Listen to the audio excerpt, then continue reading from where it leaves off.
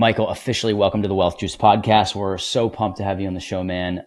You come highly recommended, actually. We had somebody reach out to book you on the show, but then I dove into your podcast and how much success you've had in the real estate game. So I'm just pumped to have a conversation with you, man. So thanks for coming on. Hey, it's a pleasure to share with you, Cory. Looking forward to it. Love it. So why don't we do this? You have a very unique story. You survived like a life-threatening battle with ulcerative colitis. And I am like so wet behind the ears on this. I don't want to dive all the way into that like in the beginning, but there's this comeback story for you, if you will. So why don't you do this? Why don't we take us back, like pre-entrepreneurship, pre-real estate, what were you doing before that? What got you into the business? And then we'll touch on some of these obstacles that you've had to overcome. Yeah, it's a long journey and a long story. Like everyone's got one, and they intertwine. Both my health crisis and my business. I mean, we only have one life here. I like to say there is no work-life balance. We like to talk about work-life harmony. They are one and the same. You have work, you have life, you have health, you have personal time. It's just your life. I like to say the universe doesn't know what day of the week it is. It doesn't know if it's a holiday. The habits you do every single day compound no matter what, your work habits and your personal habits. So everything's intertwined. I try to live my life that way. Yeah. And that came from a health crisis. So, I never lived my life that way. I was all about work and entrepreneurship and trying to build wealth. I had my niches. I definitely was into real estate from a young age as far as curiosity and interest goes. My father and brother were entrepreneurs.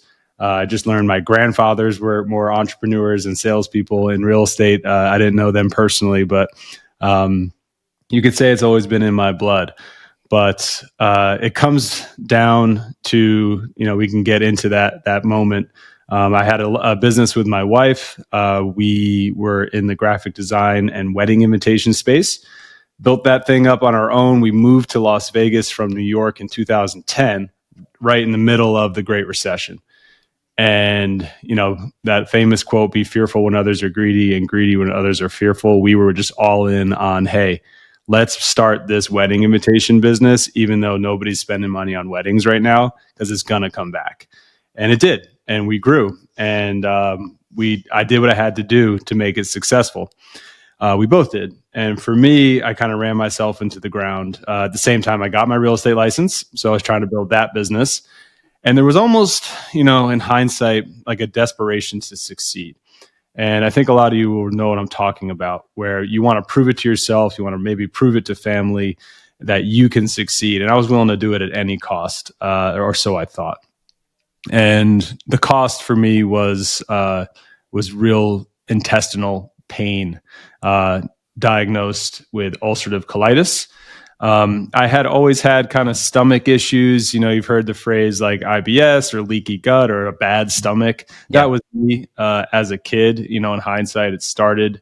And we all have our childhood issues. And I feel like, we all carry our past in our bodies some way. If we don't work on releasing it in a healthy way, our body's listening. There's a great book, if you really want to go deep on that, called The Body Keeps the Score. And, it's been proven biologically that we can store traumas and issues, and I'm not talking necessarily major traumas. There's two types of trauma. There's the big T, those are things that are traumatic in a way, like major events. Let's talk, for real, fire, abuse, murder, even. Those are those big things. But, a lot of us experience what they call little T traumas, which are just those day-to-day stressors, whether it's, arguing parents, a divorce, fighting with siblings, breakups with partners, girlfriends, boyfriends, all those little things, school stresses. That was more me, that just daily little traumas, I think, added up. And one day, it all kind of came crumbling down. And I was with colitis. It hurts a lot. Basically, you have ulcers up and down your intestinal lining. So every time you have a bowel movement, it's extremely painful. And the irony is it also causes you to have a very high volume of bowel movements. So you're in constant pretty severe pain. You also are unable to absorb nutrients in your gut. That's where a lot of nutrient absorption happens. So you quickly become anemic and malnourished. I went from being 190 pounds to 115 pounds. Wow. I'm nearly 6 feet tall, and I was skin and bones at 115. Would be my rock bottom moment. So a lot of words coming out of my mouth right now about that, and I want to take a pause and kind of reflect on this podcast theme as far as building wealth goes. So I'll pivot right there and just say, when you don't have your health, there's no way you will build any wealth. I think that's a great place to veer this back to, because I know a lot of people, actually I've seen this, maybe it's my algorithm now, but I'm seeing a lot more like active, fit. It doesn't matter your age, 20, 30, 40, 50, 60, 70-year-olds, more active, fit, focusing on that aspect of their life, because they know that without that, it's like the saying, like, like everyone wants to make money until you you lose your health. And then the only thing you want is just to be healthy. Right. And that's how you define success. So for you, I want to talk about you've had this like from burnout to breakthrough movement here. And it's kind of stemmed through this, this like crisis moment, right? So what did you learn about the work that you were doing and how you had to work differently in order to get yourself healthy again? Yeah, I learned that the work I was doing wasn't fulfilling. I felt that I had to do everything. I don't mean fulfilling in any spiritual sense, more in like I was doing things I didn't want to do. So I truly feel that your spiritual life and your hustle and work life can actually be friends. You don't have to be like this or that. As I mentioned, harmony over balance. I found that paperwork for me was not something I was into. Forms, processes, red tape, if you will. And I'm not speaking negatively upon it, because there's people out there who really excel at that. And you have to find those people if you're an entrepreneur who is more of a creative, a visionary, a people person, and a deal maker. Just do that. So what I'm saying is nothing new. I think a lot of you out there have read books on productivity and, the 7 Habits of Highly Effective People and Who Not How, and these great books about productivity that tell you to define your zone of excellence and hire out the tasks that you don't enjoy or aren't worth your time. If you're making $100 an hour, pay somebody $15 an hour to do things you don't want to do. We all know those things, right? So people go, oh yeah, that makes sense from a business standpoint. But what I'm saying is it makes sense from a health standpoint, because doing paperwork, if that drains your energy, it drains your chi, it kills your vibe, your body knows that. And you could get sick from doing things you don't want to do. It's an energy thing. It sucks your life force out of you. So not even are you like, oh, I'm not making money doing this paperwork. You could be harming yourself. You could be causing stress that you don't even know, because it's on a real molecular level. That maybe you're not getting sleep because you're like, oh, I got to do that complete that file tomorrow in my compliance software. So I immediately changed my business where even though I couldn't afford it at the time, I started hiring out those tasks, either finding partners to split loads with. Like if I needed somebody with expertise in a field I was not familiar with, I would partner up, or I would hire out. So right at the moment, I have 4 different overseas admins of different degrees. I own a real estate brokerage, so I have a compliance manager, I have a listing coordinator, I have a buying coordinator, and then I have a marketing and social media video editor. And those are tasks that I love to give out. So the first 3 are paperwork. That was easy. I did that right away. That was a huge pivot. The last one, I actually really enjoy social media editing. I'm a content creator and I enjoy that part. But it was just becoming too time consuming. So I pivoted big time and started hiring people out, not only to save money, but to save my health. Yeah, I love it, man. So I'm curious, we went back to like 15, 16 years to like the graphic design business. I'm curious about how your split of your time has changed since then. Are you still running that business today? Is it something that is still working in the background? Are you focused solely on real estate? Like, what is your portfolio and what is your main focus as we move into 2026? Yeah, so that business we did sell right before COVID. Wonderful timing for us. I had that business and I got my real estate license basically 1 year apart. I did both for a while. My first real estate clients were wedding photographers, makeup artists. That was my first niche. So any agent out there, like, find a hobby, find a habit, find people, work that sphere of influence, network authentically within that. That's how I started. I was part-time. Then I started doing a few more deals. I was able to hire out at this company, this graphic design studio, replace myself, and start selling more real estate. I joined a team. I became that team's top producer. I got real successful. And then one day my wife, who was my business partner, was like, hey, this isn't as fun without you here. It's great we have this staff and we're more successful, but she wasn't enjoying it as much. It wasn't really sparking her interest anymore. So I was like, let's just sell it. It's cool. Let's see if we can get anything for it. We sold it for, I want to say, $130,000. It wasn't this major exit or life-changing, by the time you pay off your debts and things, but it allowed us to put some money in the bank and move on. And I went 100% into real estate, and that includes real estate development. So I realized I could scratch my creative itch through real estate, beautifying homes. My wife's a designer, so not just graphics, but interiors. So we did it first on our house. Our first real estate flip was a flip in. We bought a foreclosure. We lived in it. We fixed it up. We ran that company out of it. That was it, man. And it was awesome. Like that era. And that era was 15 years ago. This was 2010. So we just lived there and slowly fixed it up on credit cards, doing work ourselves. And one day, I don't know, it was probably 2017, 7 years later, after my health crisis, I was sick in that house. We were able to save up another like $12,000 and bought a $300-something thousand townhouse. So if it's an owner-occupied house, a lot of your people know you can put 3% down on conventional. So that's what we did. And I went after the listing agent. I got an increased commission. I got the seller to cover closing costs. In fact, I maxed out the credits I could have. So we brought as little down as we could. And we moved out and we rented out the first house fully furnished for a cash flow of, I want to say, a few $100 to $500 a month. I don't remember at the time. So boom, first property. Now we have a long-term buy and hold. Second property, we said, hey, let's do this again. So we intentionally bought a fixer-upper. We fixed it up. This time we had a little bit more money. We had a little bit more experience. We made it a little bit nicer, and we enjoyed that place for a few years. And then my real estate business took off, and I was able to really start making money. So saved up a hefty down payment, turned that second place into a furnished rental. That thing cash flows almost $2,000 a month today. And now we're in, our quote unquote dream home. And anyone in the real estate business, especially residential, it's never ending. I know we'll be out of this house is next. This will be our next furnished rental. It's a higher end home. We know we're going to get, a much higher rent on this one. And we're already excited about the next project. Now, that's where we are today. But I'll rewind back to about 2017 when I was getting better and I was in my real estate hustle mode.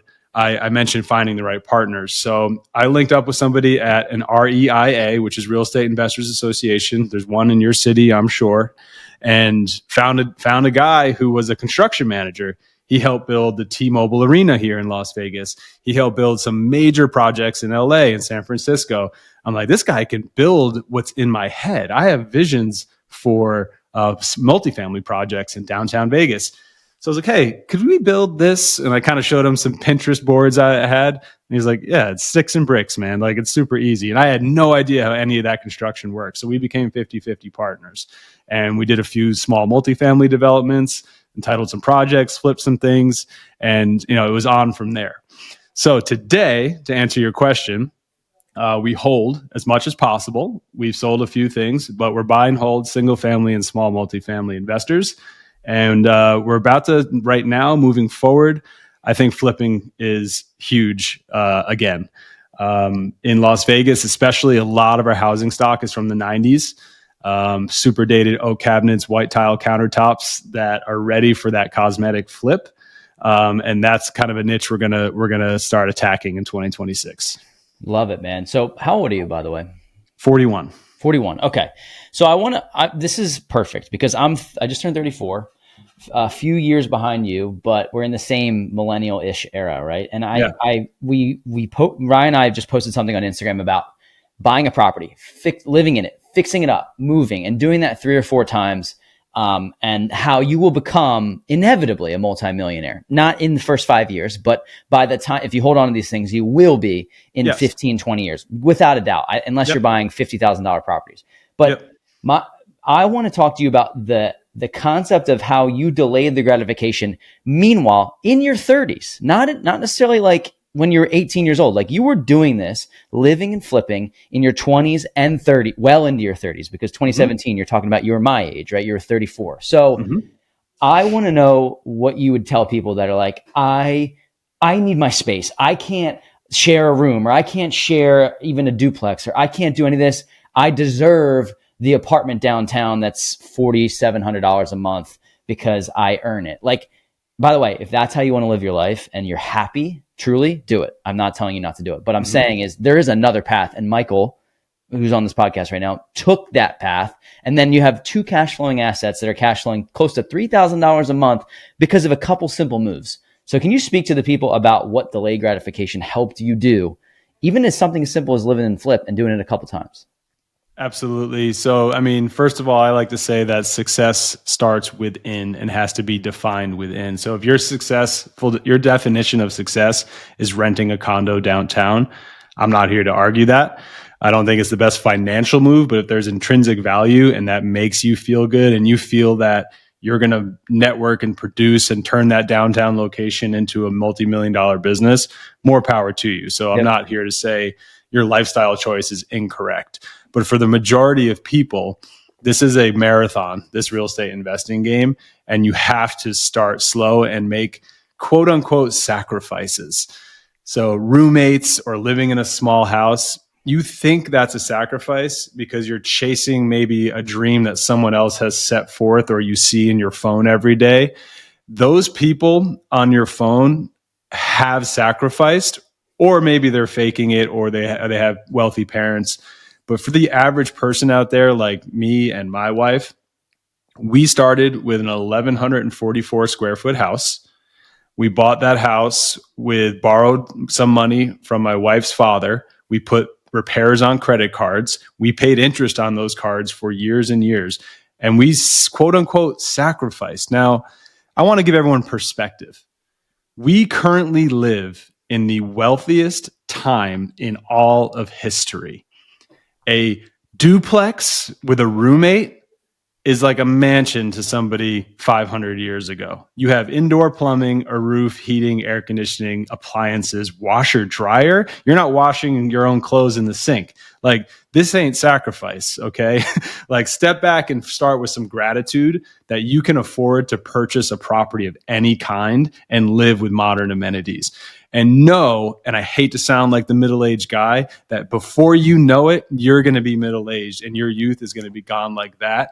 7 years, 15 years fly by. So while you think you're sacrificing, I guarantee you, you won't even remember that first place by the time you're 41. I have vague memories of that first house, and I'm so glad we own it. There's over 350,000 in equity in that house. There's about 250,000 equity in the second house, and over like 900,000 equity in the third house. So as you said, we probably have 1.5 maybe million in equity just doing this 3 times over 15 years.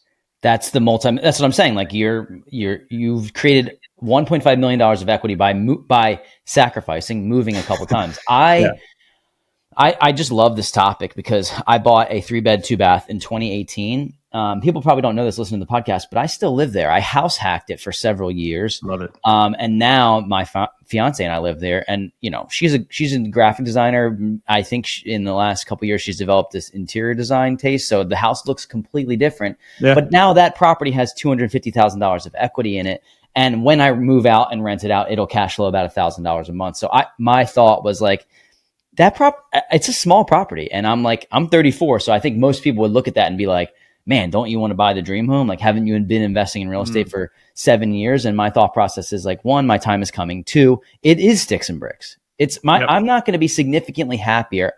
When we have children, I need more space, guaranteed. Like, and I want the nice things, but I've seen this happen over and over again where you realize that you kind of build this, like, it's 4 walls and, you can be happy in any place if you make it your own. So I just love the personal things you've done. And I want to talk about like the flipping and the holding and everything. Do you buy everything in your local market? Is it all Vegas based, or are you looking at other markets? I know Vegas is, this is Yes. tongue in cheek, like it's hot, but it's actually temperature hot, but it's like one of the hottest markets in the country. Yes. So yeah. And I will answer that, but you said something I have to address Yeah, go ahead. about the house you live in, and the materialism of it all. I'll just tell you personally. So our third house, it's in a really nice community in Las Vegas, Summerlin West. It was a brand new build. It is a gorgeous house.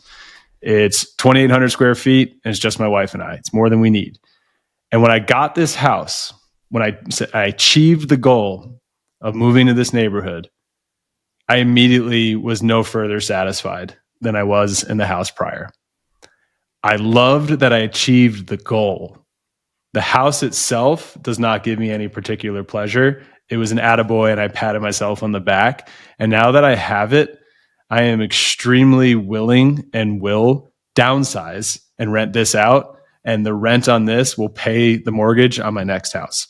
Okay. So, That is brilliant that you said that, because I'm very big on like Chris Williamson, if you know who that is, Modern Wisdom. Like he has a big podcast. He's from the UK, but oh, yes. yeah, he just talks about mindfulness and this type of thing. And one of the things that he said that resonates with exactly what you just said is that getting things is fun and fulfilling. Having things is not fun and fulfilling, or it may be for a short period, a short burst of time. And like, but I'm sure when you got that property, you were like, this is unbelievable. And by the way, I'm sure it still is unbelievable that you get to live in amazing space, but you have so much gratitude that it sounds like you would be happy in the 1,200 square foot place as long as you get to spend this time on this planet with your wife. And I think more people need to think like that, because people are chasing goals that you will create a new false summit for yourself when you get to that next one and be like, well, I bought the dream house. I bought the dream car. Like I'm supposed to be fulfilled. I'm supposed to be happy. Think back to getting things is fulfilling. Like the strive, the progress toward getting the things is the fulfilling thing, not necessarily having them. And that just struck a chord with me. Like You're 100% correct. We're constantly trying to placate and satisfy the anxiety within us to do better and do more. There is a problem, an epidemic amongst all of us, in which we are feeling that if we get the house, we'll be happier. If we get the car, if we get the girl, that's when I will be happy. And that is a farce. The future does not exist. The only thing that exists right now is right now. Your concept of your happiness in the future will never come into existence, because it will only be a now in the future. So if you want to achieve happiness, stop pursuing real estate wealth for the sense of, look at my big house. The reason I want real estate wealth is so that I can do less and be with my family more. So if that's what I want, if that's what you want, is to pursue your definition of happiness, let's use the example of more time with my wife and kids, then I suggest you do that right now in the house you're in. Love it. I could not agree with you more. It's kind of like that thing, like if you don't donate to charity when you have nothing, then you will not be donating to charity when you have it all. Or if you're not enjoying it now, you will not be enjoying it later. So I'm curious about what things you do, maybe like practically for people listening, to stay mindful. Is it a meditation? Is it I recently was introduced to somebody like who is a big on breath work, and I met him like 6 weeks ago, and I swore I was going to do his training, and I haven't done it yet, and I'm pissed at myself for it. And I want to do something like that, because everyone gets wrapped up in the day-to-day, in the pursuit. But I've noticed I just recently took a break like from my phone for like 48 hours. And it was like the most eye-opening experience of like, okay, I actually don't need to be on all the time. And the things that I'm coming back to will be there when I come back to them, and they're not going to disappear. The opportunities aren't going to go away just because I put my phone down for a little while. I'm rambling a little bit, but tell me about some of the things that like, what do you do for mindfulness? Because it sounds great in practice, but the purpose of this podcast is to maybe give some people some takeaways of what they can actually implement. Absolutely. The number one thing is how you start and end your day is where I would focus. I start my day after getting a good night's sleep with immediately getting outside. So this is mindfulness as well as, biology and physiology. So just getting outside, exposing myself to sunlight and resetting my circadian rhythm will improve your mood. It'll immediately wake you up. I do it barefoot. I do some grounding, and I will bring my dog out, and I do a little Tai Chi practice, which is essentially, a very ancient practice of movement with breath. And what that does, it connects my body with my soul, and I can move my body mindfully with my breath. And then when I start it, the first thing I do, it helps me carry that throughout the day. So a quick practice anyone can do right now. You mentioned breath work and training, I believe was the word you use, or doing this person's breath work modules, and I'm all for that. But right now, just take a deep breath and say, I am breathing. One time. I'm breathing in, I'm breathing out. That is the definition of mindfulness. You don't have to be a meditator 60 minutes a day. You don't have to do Tai Chi. You don't have to do yoga. If you can be conscious of your existence in this place here and now, you are mindful. Now, I want you to make it a game, because like the game of golf, if anyone plays, Oh yeah, the game of life, I'm fully obsessed. So go ahead. you You will can tell me. never master it. You will never be the perfect golfer. No one ever will. Scotty Scheffler is not the perfect golfer. So that's why golf's a great game, but I digress. You have to consider your mindfulness a practice and a game that you're like, how often can I recognize my breath today? How many times can I realize my butt is in a chair or my feet are on the ground? How deep can I look into someone's eyes? How long can I listen to somebody speak without me looking for my phone or looking for another conversation? Make it a game and know that it's a process, and you're never, ever, ever going to perfect it, and let go of the outcome and focus on the process of mindfulness. And it all starts with one conscious breath. Well, I think this is very, very practical. And I'll say to anybody that's listening to this, like, yeah, I know it sounds good, Michael, like whatever, like just try it, like just, how about that? How about you just give it a shot and do it for 10 minutes or 5 minutes, or even just do the breath that you mentioned, because I think it could change a lot of perspective. And we're recording this podcast a few days after, I just have to mention this. Marshawn Nealand passed away. He's a player in the NFL who's 24. And I think it was a self-inflicted, like he took his life. Only reason I bring this up is because people that are quote unquote on top of the world. He got drafted the last couple of years, making millions of dollars, doing the thing he loves. Scored a touchdown last weekend. Where I'm recording this in early November for people listening, and he had issues with whatever was going on in his life, and he felt like he didn't want to be here.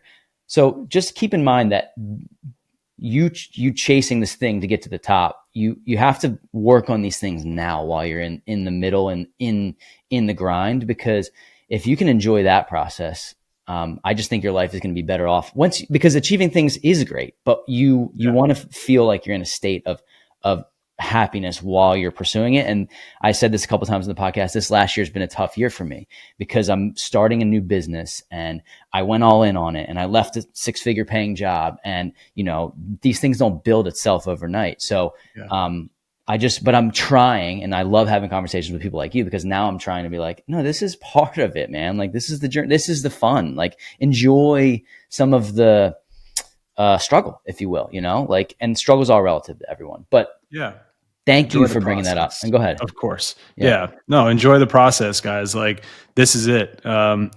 This is not a dress rehearsal, as a friend of mine once said. This is life. This is the play. So enjoy it, and know, like, your happiness starts now. And you mentioned it earlier. If you're not happy now, you will bring that into the new house or the new car or the new relationship. You must find it within yourself. And it's always in the present moment. Just be here now and absorb that and decide to be happy. I feel like the other aspect of mindfulness that I've been practicing lately is the art of just letting go. And I know some of you are going, oh, just take a breath. Oh, just let it go. Like, yeah, I get that. You might be saying that to yourself, but I'm sorry to break the news to you that it is that simple. but it's not that easy to let something truly go. Have you ever done it? You know, that thing that someone said to you, that ex, that former boss, or do you tell that story to your friends every year or to yourself every day? You haven't That's actually let it go. that is so the holding grudges thing. I mean, that is so key because you by holding on to something in your past, you're not able to be present because it's like anxiety is about the future, depression or whatever is about the past. Like you kind of, and by the way, I'm not a doctor. I'm not trying to tell people that like that aren't going through things that are chemically within their brain. Like that's not what this is about. It's more so about like the things that you can control. You should try to. There's a good book by actually a quasi mentor of mine. I used to work with him. His name is Scott O'Neill. I think he's the CEO of Live right now, golf. But when I was with the 76ers, he was the CEO of the 76ers. And he wrote a book called Be Where Your Feet Are. It's 7 principles keeping you present, grounded, and thriving. And so just some more practical things. Go check that out. I actually have not read it, but I've just had a lot of conversations with him. And he's brilliant. So this is great stuff, man. And I really appreciate you sharing. I want to pivot a little bit into some of I asked the question about real estate and your goals, not necessarily your goals, but what are you doing right now? Are you investing in the Vegas area? Is that like where you key on because you live there? Talk to me a little bit about that so people can take some actionable advice on maybe what you're focused on now too. Yeah, absolutely. Down to the real estate brass tacks. Right now the portfolio is all in Las Vegas. It is a mix between Summerlin, which is a higher end community, and I don't mean higher end. Yes, there are multi-million dollar homes, but in general, the median house in Summerlin is higher than the rest of Las Vegas. Then there's downtown Las Vegas. I moved here from Brooklyn, and I saw what happened in Brooklyn when I was a renter and had no money and wish I was a part of. So I was like, I want to have some real estate in the Brooklyn of Las Vegas. And there's 2 communities, the Arts District and Fremont East. I selected a neighborhood called Fremont East. It, at the time, was being spearheaded and led by Tony Hsieh, who was the CEO of Zappos, a billionaire who invested north of $200 million in that Fremont East community surrounding the office building he bought. So bars, restaurants, apartments, everything was popping up. And I caught and rode that tailwind until he passed away. And that area has kind of suffered since. The investment kind of moved to the Arts District. So we still are holding on. It's not going south any further, but it's not booming like the Arts District. But those are the communities in Vegas that we focus on. And then I am actually starting to now look out of state. Anyone out there has a deal in the small multifamily space and can convince me, I'd be curious because I'm thinking of selling a downtown asset and 1031 exchanging, because Vegas, I truly do believe in, and currently 100% of our real estate portfolio is here. I just believe in hedging your bets and diversification. That's the only reason I'm looking elsewhere. I think Vegas is strong buy and hold due to the dynamics of supply and demand. Our population growth is continuing to grow, and we have no inventory. It's gone up lately. I take that back, on the residential side, which makes it a good time to buy. But looking 15, 20 years out, there aren't enough rooftops for the people who want to live here. So 80 to 85% of my net worth is in real estate. And when people ask like how I diversify, first of all, I buy Bitcoin. I love Bitcoin, and I buy stocks too. But I say this because my diversification, similar to what I think you're leaning to, is like different markets, right? Because when people talk about the real estate market as a whole, this as an agent, what your real estate market is doing in Vegas is very, very different than what our real estate market is doing in Philadelphia. And you can't convince me otherwise. This isn't like the market is like one thing that's doing it. So I would say this. I think that it's great to diversify. Have you thought about markets that you're looking in, or is it you're really more open to where the deal is? No, I have thought about it. Looking for cash flow more so than appreciation. I think Vegas is going to give us appreciation. I'm looking at Louisville. I'm looking at Cleveland. I'm looking at a lot of Midwest or even Southern inland type of cities in South Carolina. Georgia. I'm looking for just strong blue collar workforce, and development on the commercial side. So obviously corporations and things moving in, making investment. I just want to provide workforce housing in cash flow markets. Got it. So looking at like maybe C plus, B minus type Yep. markets like that. Yeah, that Landlord friendly states are critical as well, which we have here in Nevada. absolutely. As we kind of like wind down the show a little bit here, I want to ask you about your I don't typically ask this question, but like for some reason the mindfulness has brought this up. What does a perfect day for you look like? Like what if you were like to like, hey, this is what I want to do today? Because I just had this conversation with my fiance, and it's probably not what most people would think, at least for me. Yeah. So what does that look like for you? And like what like if you were like, hey, I could do anything today, what would that be? I love that you asked that question. So I'll kind of carry on from how it started with my mindfulness routine. So I would do the same thing. I'd wake up with the sun. I'd go outside with my dog. I think I'll be doing it now on a beach in Hawaii instead of here in Summerlin. I would come inside. I would journal, which is what I do every morning. I write down gratitude journal. I write down what today's wins are going to be. So I manifest what I'm going to do today that's going to be successful.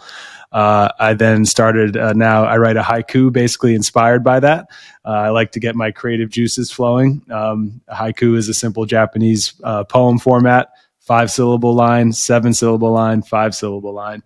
And that's kind of like, I do that to get my brain, those creative juices flowing. And then I write down some affirmations and then I read. So I would continue to do that, just probably in Hawaii. I would then have a nice conversation with my wife over coffee, have some breakfast together, and really ease into the day. I'd probably start work around 10 a.m.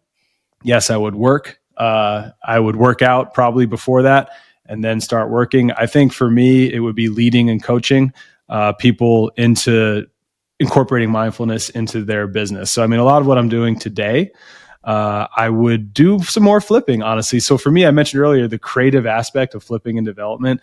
I love making beautiful spaces that people can inhabit and feel safe and sound and then go do what they want to do and contribute their skills to the universe, whether you're a doctor, a school teacher. When we have a nice home, and I don't mean expensive, but I mean nice and comfortable, and people feel confident in their home, they can go out and make the world a better place. So I digress. I would continue to make the world, I think a nicer place via real estate. It's just kind of a mission of mine. I'd wind it down early. I currently enjoy, a little happy hour, probably around 5 o'clock, and I'd make a nice home cooked meal, watch a movie with my wife, get 8-9 hours of sleep, and call it a day. How amazing is it that maybe outside of you being in Hawaii, location wise, that you're probably able to do 95% of that already, So if you're asking for your perfect day and you're able to do it already, I think that might be the definition of success right there already. Dude, it is, man. Bob Dylan said the definition of success is when a man wakes up in the morning and goes to bed at night and in between does what he wants to do. And I'd say I'm 80% there. I'm an active real estate broker. I have clients. Clients have demands and needs. So you definitely, I don't want to paint this picture that all day I'm doing yoga and sipping coffee. Yeah. Although I do. So Alex Hermosi actually taught me this just via following him on social media. The idea of I'm going to work Monday through Friday, 9 to 5, and don't bother me on weekends for an entrepreneur ain't going to happen. He's more of like, I'm going to work 2-3 hours a day. And that's something that I have started to do, and I could see myself doing more and more of, is working 7 days a week, but just a few days. And again, work-life harmony, just incorporating work into my life and not like dividing the two, and that they're not allowed to bleed into one another. I don't know about you, but I suffered from that where I'm like, a client would call me on Sunday and I'm like, but it's Sunday. And like, I'm watching football or I'm like having breakfast. Why are they no, like, that's not the way to live. As I mentioned earlier, the universe doesn't know what day it is. Just people need your help at that time. Be open and receptive to helping them. And then, on Monday, you could sleep in, or Monday, take a long lunch. Like, this is one life we're living here, no matter what day it is. And that mindset has really helped me de-stress, because that has a lot to do with expectation setting. You can't expect everyone to respect your boundaries that you've created in your head. Either you really need to uphold them, like you said, put the phone down and I'm not even getting any messages on Sunday. Like own that decision, put the phone down so no one can reach you, or say it's okay that these people need my help today. Like that's just a mindset shift versus what do they want from me? It's a Sunday versus how can I help them? Or if you really don't want to help them, put the phone down. I think that this is the difference between an employee and an owner mindset. And I just, so by the way, like the way that I live my life, I think it's very similar to you. And I think it's wonderful. This past weekend, I worked probably 4 hours each day, 4 hours Saturday, 4 hours Sunday, because it was in the season that I'm in that I need to dive in on these things, growing a business. But I have no problem going to the gym at noon on a Wednesday because that's when it fits into my schedule. So the 9 to 5, that mind frame, I think that if anyone is going to be successful in business, real estate, entrepreneurship, whatever, just throw that out and decide and set your boundaries. And by the way, you may say, hey, I'm taking the next 4 days and I'm going to be on a trip with my family and I'm not going to be responsive. I may be able to point you to the direction of people that from my team or people that I know that can help you, but I'm actually not going to be responsive. I think if you set that and you tell people that up front, they're going to be like, oh, this person, like, one, they care, they have a solution for me. And then also I'm respecting the fact that they're setting their own life standard. And that, I think I'd rather want to work with that person than the person that's like, well, 9 to 5, no matter what, Monday through Friday, like, don't bother me. It's like, dude. Yeah, there's no care. Yeah. You hit the nail on the head, man. Communication and expectation setting to your client is people just want to know they're taken care of and that they're heard. And you mentioned a word to me that this is your season right now. And I love that mindset that, you know, all businesses are seasonal and cyclical, that you're recognizing, hey, this is my time to work a little harder. And this other month will be a time where I can take a vacation. And real estate especially is that way. We're entering that season where it slows down. November, December, January, statistically, least amount of sales transactions happening. So start relaxing, agents, but you don't give up. You don't stop working, but you ease up a little bit. Maybe you get into planning mode. I like to actually follow the seasons of the year. So autumn is like shedding the leaves, right? So this is a time of year where I'm like, all right, what did I do this year that wasn't working that I need to shed? What am I getting rid of in my life and in my business? What am I no longer going to do? The winter, it's like completely starting to plan. You've stored your nuts, you know, you're starting to like spend more time inside, relax, refresh, hibernate, like get ready for spring. You don't have to grind through the winter. Spring comes, now we're starting to grow. We're going to try some new things. We're going to have some buds coming out, some new ideas. We're going to start seeing people and start setting up a summer where we're going to bloom. And that is so true in business and especially in real estate. Like spring and summer is where you bloom. And then your fall and winter is where you start to rest, because I grind in the summer, like especially in Vegas, 110 degrees out. I'm showing homes at 1 p.m. almost every day. So I take the winter to get ready for that summer. Love it, man. This has been a great conversation about all things business, life, and just like the pursuit of happiness. And like that's why we do this podcast. You know, I think we gave some strategy on things to do, like for mindfulness, and then also like, hey, how have you built your portfolio, and maybe some of the things that you've done to delay gratification to get to the point where you're at. And I think it's awesome. So if people want to learn more about you, your story, network, I know you're trying to potentially grow like a coaching business where you're teaching agents. You know, I'm a newer agent, so that resonates with me. What's the best way for people to get in touch with you?